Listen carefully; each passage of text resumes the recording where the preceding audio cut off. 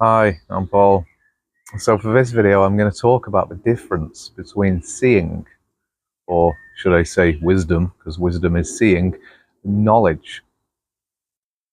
See, I was talking to someone today and I said that I can see the things without using knowledge. So I gave the example that I don't really need to read up. Say, for example, on something like depression, I can see it. I can look at it and I can tell you all about depression. I don't need knowledge. You see, it's pretty hard to try and describe to somebody that there is some other way of looking at something like depression rather than just using knowledge. You see, when you look at it, why? I mean, we've all had depression. Maybe we've had it for days, months, years. You see, why should I need to read a book to describe what I see or what I feel? And so I thought I would make a video to try and explain what I mean by seeing. So I brought a picture, and I'm gonna ask you if you would like to join in on an example. So I'm gonna see, or I'm gonna show you the picture, and I'm gonna ask you to observe the picture and then try to recall the picture after I've taken it away and see the picture that I've just shown. Now, when I say see, there is something that's called phantasia or hyperphantasia, which is where people can see images. So let's say if I see an apple there, or I imagine an apple there, I can then see an apple. The actual apple is there. This isn't really what I'm talking about.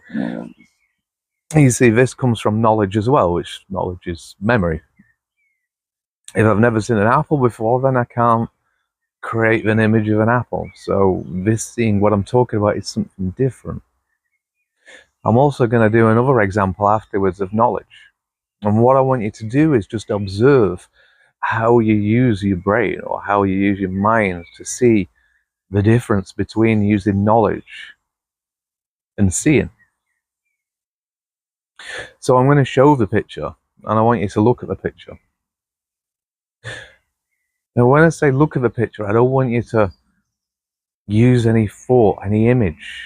Try to make a verbal description in your mind. You see, if you try to do that, you're not really seeing the picture.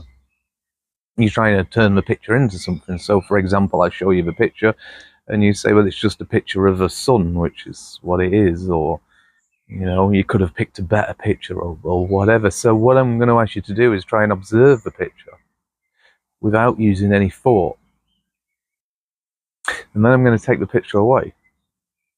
Then I'm going to try and ask you to recall the picture, the image of the picture. And then try and describe the picture to yourself, obviously. And then afterwards, I'm going to give you an example of knowledge, but I'll get onto that in a minute. So I'm going to show you the picture, but what I want you to do, just observe the picture. So that's the picture.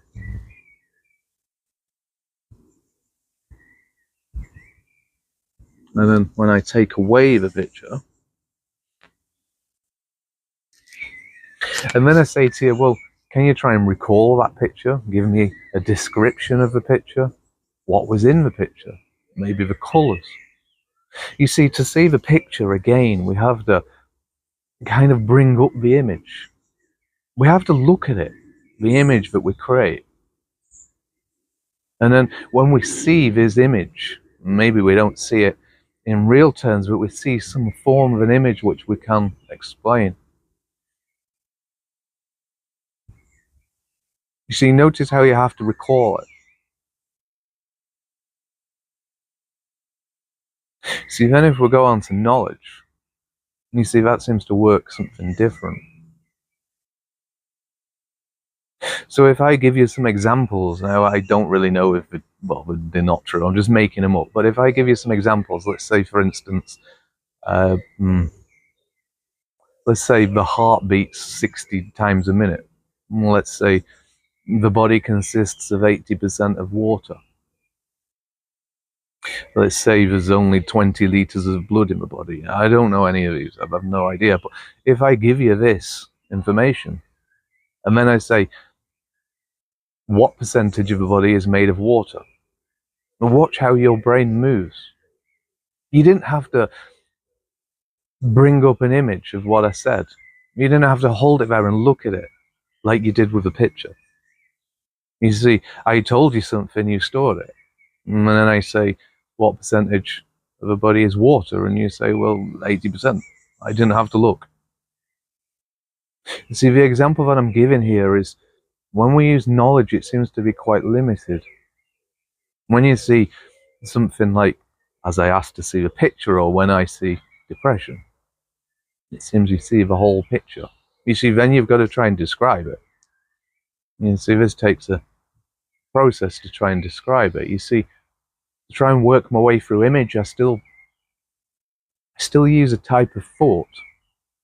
I pull up the image in my mind of what I just seen of the sun, and I try to hold myself on that image.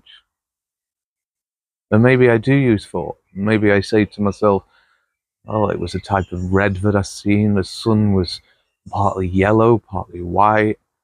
You see, to go through this process, I can still use thought. This thought seems to be different to knowledge. A lot of people out there who talk about spirituality and so on say that you should see something and not use thought. To me, it seems that if you try to hold an image and work your way through it, like depression,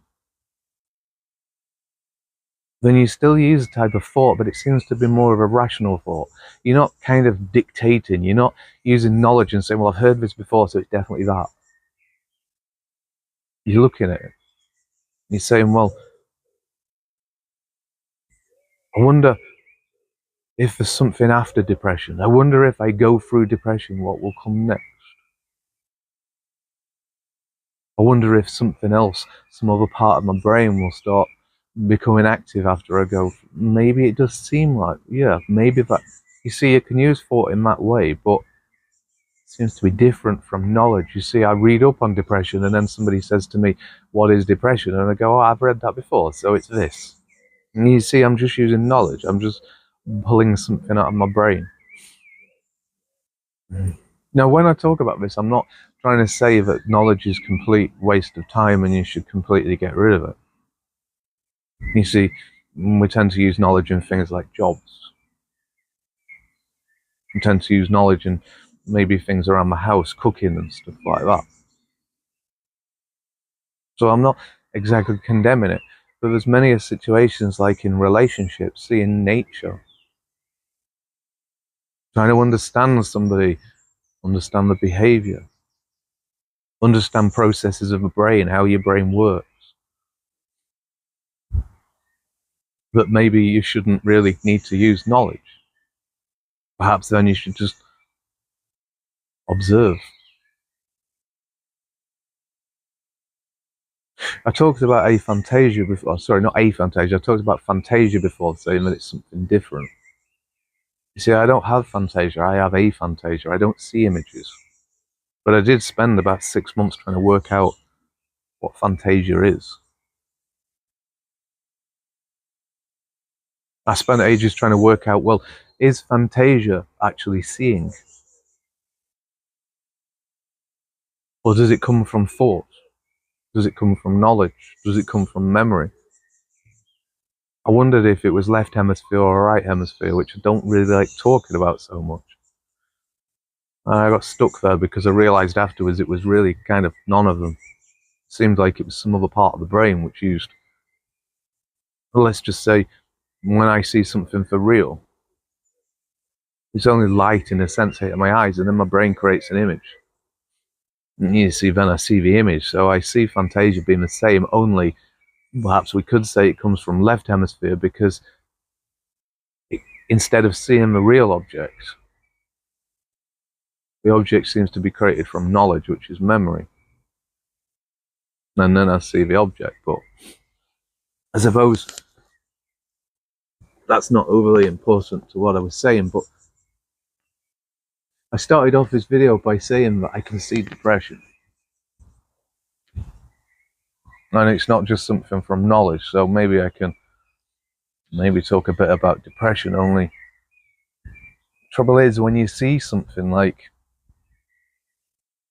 mechanism of depression, let's say, very hard to talk about, because I see it in a sense of, some way you could say felt, but it's just not quite felt. But I suppose I go back to the word seeing.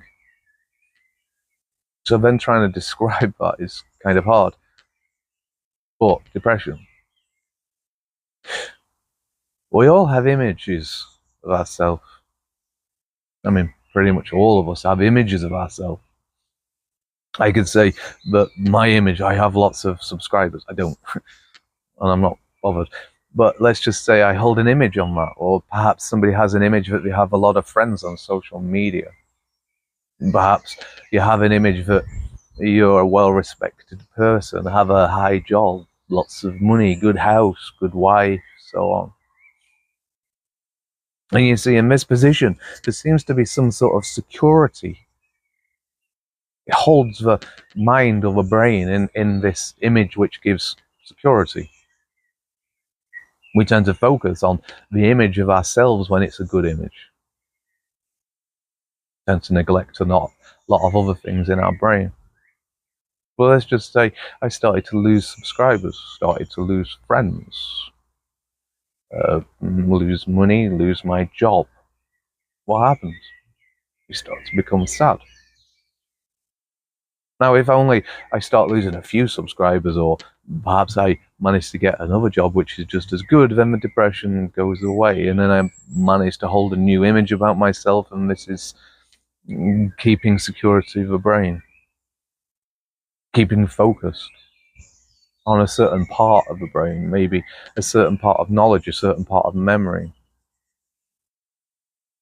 But let's just say I start to lose subscribers and don't, lose friends and don't start to recall new friends or new subscribers, or lose money, lose my job, and then I'm trapped. What happens? Because I don't have the security or the focus of thinking of the good image that I have of myself. And there's other parts of the brain, other parts of the mind, other parts of memory, the things perhaps neglected people along the way, perhaps didn't see the friends as who they really are, and so on. I start to see all that. The security of my brain, the security of my memory is starting to fall apart. I'm not managing to hold my focus on the good image, so therefore I end up trapped in depression.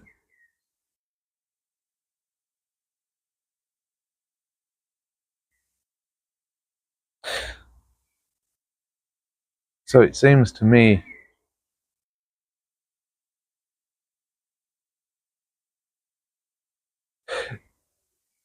let me just say what I think is beyond depression. I think sorrow. Firstly, we can say sorrow of my ignorance of how I've treated other people because I held an image of myself. The fact that I had so many friends on my social media that I didn't need to care about, just focused on my image. So then I start to see all that. I start to see I never was quite as good as what my image said, but neglected more than what I focused on. You see, you could see the same in this with somebody, let's say, somebody who has an addiction to drugs or alcohol or so on.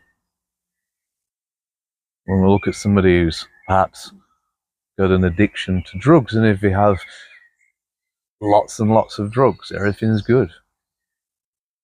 You see, if you could carry on moving towards the image of being on drugs and neglecting the sorrow, the hurt of other people, the neglecting other people. Then when the drugs start to run out, what happens? We start to see the sorrow. the neglect, the way that we treated other people. And then the depression kicks in. So then we go and get a load more drugs, and what happens then? We're back, we're good. Security of the brain resolved. Anyway, I think that's all I've got to say. Thanks so much for listening.